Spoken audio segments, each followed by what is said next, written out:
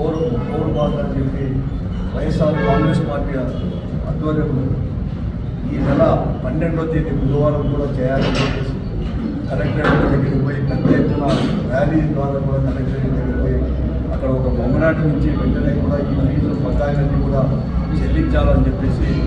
పౌరుబాటు చెల్లించాలని చెప్పేసి పార్టీ కూడా నిర్ణయం కూడా తీసుకుంది. ఇదే కాదు, ఈ పౌరుబాటులో ఉదయం 10 గంటలు జిల్లా పరిషత్ దగ్గర అప్పుడు జిల్లా పరిషత్ దగ్గర ఉండే వైఎస్ఆర్ విగ్రహం దగ్గర నుంచి ప్రారంభమైంది బుధవారం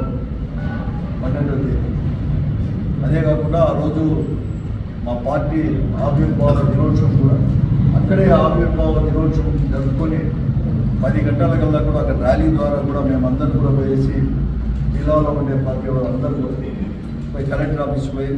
కలెక్టర్ దగ్గర కూడా మెమరాండం ఇచ్చి వెంటనే ఆ బకాయిలన్నీ కూడా చెల్లించాలని చెప్పేసి కూడా మేము